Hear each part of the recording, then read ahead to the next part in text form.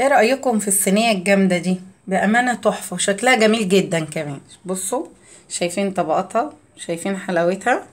تعالوا نقطع حتة مع بعض ونشوفها.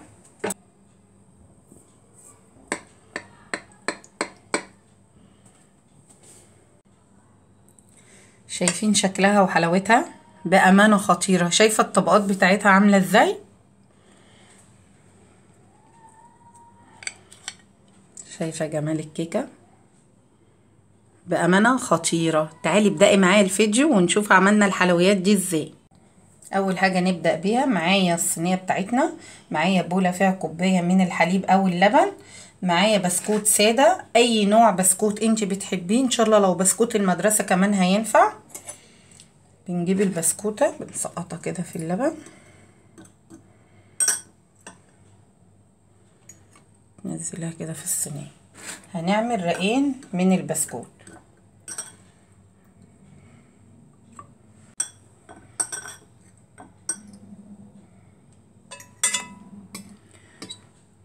حتى لو اتكسر معاكي ما تقلقيش، هنحتاجه برضه.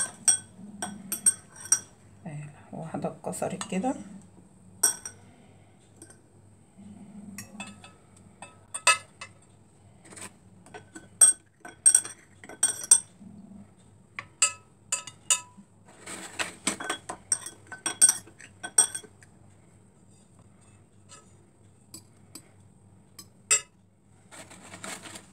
بالنسبة بقى للمصاص دي هنعملها هنا.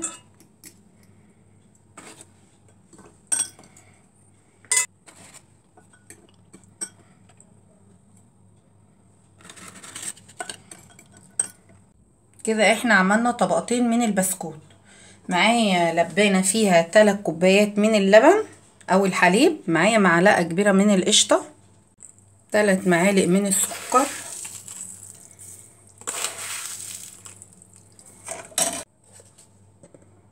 معايا 3 معالق هرميين من الكاستر،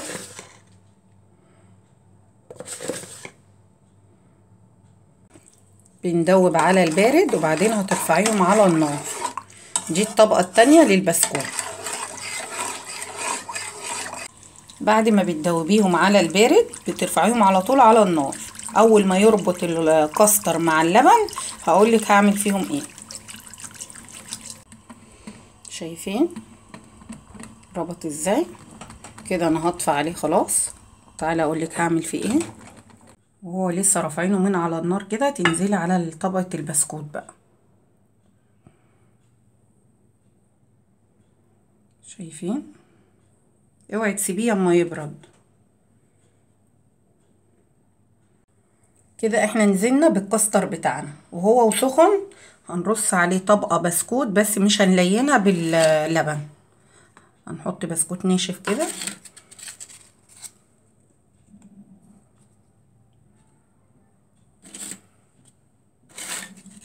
انا قايلالك حتى لو متكسر مش هيعمل اي حاجة. كده احنا حطينا طبقة، ما ليناش طبعا البسكوت ولا اي حاجة. هننزل عليهم بطبقة تانية. سقطي البسكوت في اللبن، تعملي تاني طبقة.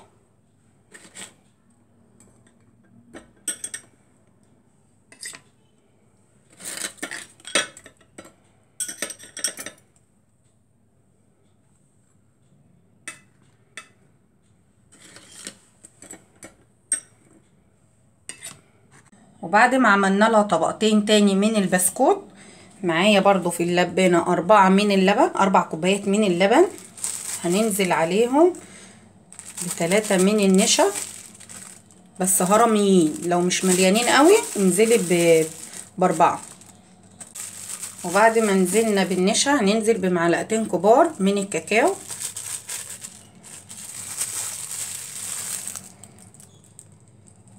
وهنضيف عليهم 4 من السكر، 4 معالق كبار من السكر.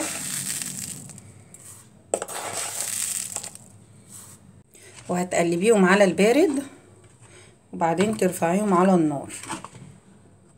بس دوبي كويس.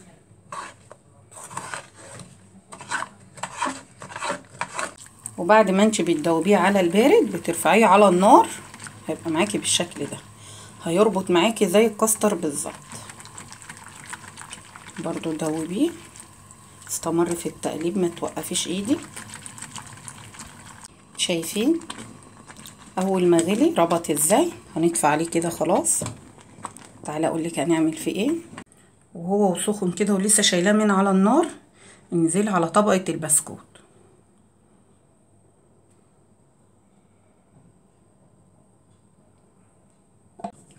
بتهزيها بالشكل ده عشان تتسوى معاكي، وهو ده شكلها. هنسيبها بس تبرد شوية وهقولك هعمل فيها ايه كمان. بعد مرور 10 دقايق بالظبط، انا بقى معايا بسكوت مبشور، معايا شوكولاتة فرماسي.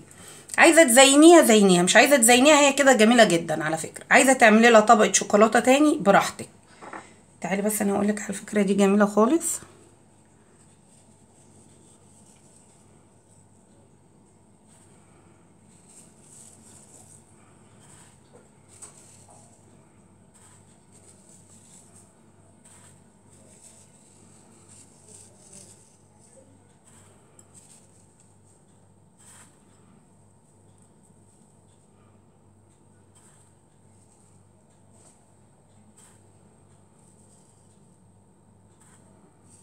وزي ما انا قلتلك مش عايزة تزينيها، دي حاجة ترجعلك انت، بس حاجة بس تديها شكل كده.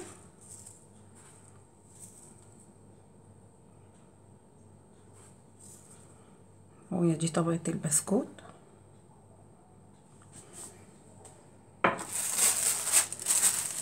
اما الجنب التاني هحط له شوكولاتة فرماسيه.